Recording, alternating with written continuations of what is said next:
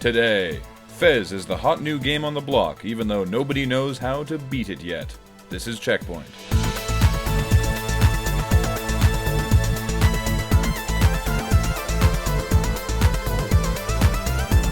Welcome to CheckPoint. Where it's the best time of year.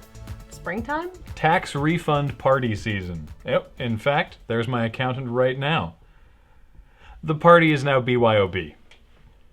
Sony has been awarded a patent for providing in-game rewards to players who meet other players in person.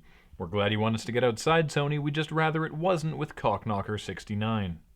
Artist Tyler D'Angelo has created a version of the classic arcade game Frogger that generates its cards out of real-time traffic data from New York's Fifth Avenue.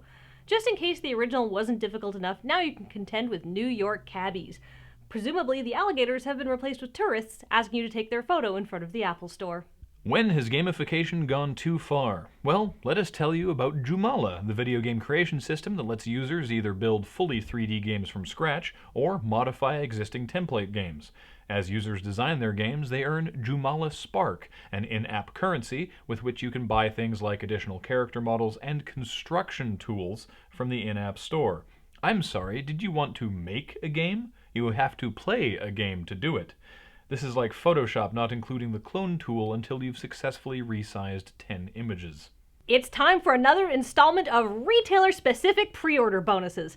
This time for Steel Battalion Heavy Armor.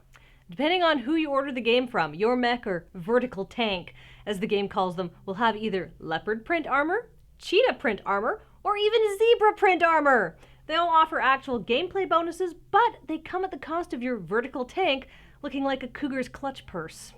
Majesco has announced a new game for Kinect called NBA Baller Beats, and are showing admirable restraint in spelling beats with an S.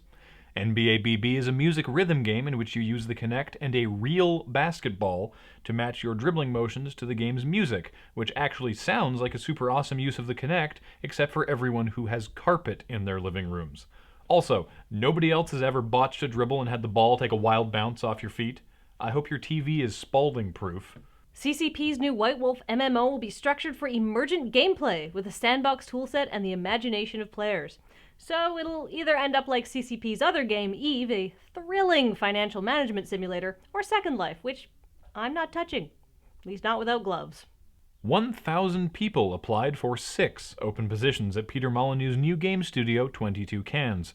Given Molyneux's history of promising things that never materialize, you better make sure the studio exists before you quit your current jobs.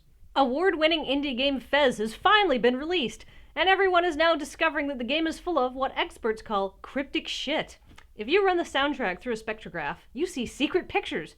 The final puzzle hasn't even been solved through proper means. Sure, the solution's been leaked, but even with the solution, nobody has been able to reverse engineer how you're actually supposed to get the solution from within the game.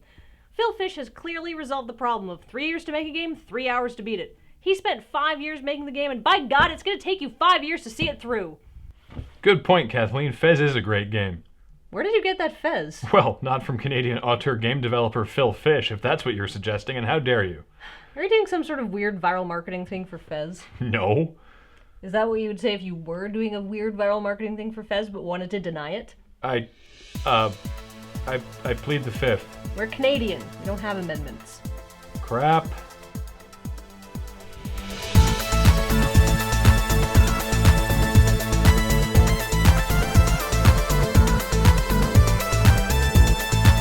Coming up, GameStop has increased their in-store selection of digital download games. So they've increased their in-store selection of cardboard with numbers on it. Technology!